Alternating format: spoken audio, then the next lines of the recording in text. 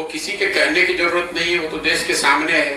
और नीतीश कुमार ही क्यों, लोग, मैंने मोदी जी के लिए भी काम किया है, नीतीश कुमार के लिए काम किया है, 10 राज्यों में चुनाव जीते हैं, तो ये कोई छुपी हुई बात है नहीं।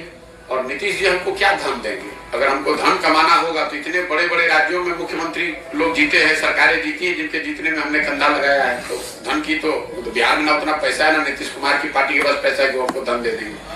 धन कमाने और ये जो काम किया है वो डंके की चोट पर किया है, अपनी समझ, अपनी विद्वता, अपने परिश्रम से किया है।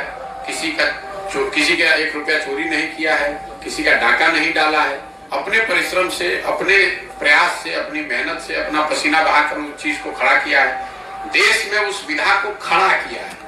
उससे पहले कोई जानता ही नहीं था कि ये भी कोई विधा है। आज 20,000 से ज्यादा, मैंने वो काम छोड़ दिया। 2 मई 2021 को राष्ट्रीय स्तर पर मैंने घोषणा की अब ये काम नहीं करेंगे। इसके बावजूद देश में 20,000 से ज्यादा बच्चे वो काम कर रहे हैं। उस चीज को हमने शुरू किया है। अगर आपका अपना विचार हो सकता है कि वो सही है या गलत है, लेकिन जो काम किया है वो तो पब्लिक के सामने हो, किसी नेता के कहने की थोड़ी ना बात है। और हमने वो अपने स्तर से किया है, हमारे पिताजी ने नहीं करके उसको दिया था। और जहां तक आपने कहा तीसरा मोर्चा, चौथा मोर्चा, तो आप इतनी तो समझ रखिए कि अगर कोई दल, कोई मोर्चा मैं बनाऊंगा तो वही एक मोर्चा बिहार में बचेगा, कोई मोर्चा नहीं बचेगा। इतना भरोसा रखिए। हम उनमें से नहीं है जो लड़ने के लिए लड़ता है। अगर लड़ने, अरे आप पहले सुन तो लीजिए, मैंने कहा बात आपने सुनी नहीं। अगर जन सुराज दल बनता है तो आप देखिएगा एक ही दल बचेगा, उसका नाम होगा जन सुराज। आपको एहसास नहीं है कि मैं कितनी बड़ी व्यवस्था बना रहा हूं।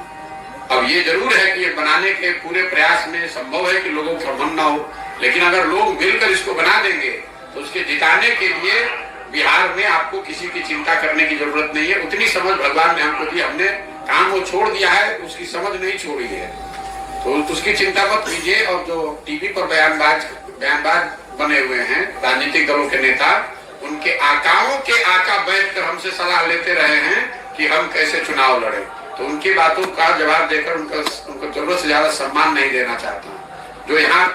जो भाजपा का कोई प्रवक्ता होगा, वो उसका आका यहाँ पर जो राज्य का लीडर होगा, उसका आका दिल्ली में बैठता होगा, उसके आका होंगे मोदी जी, उनके साथ हमने काम किया है। इनकी बात का क्या जवाब दें?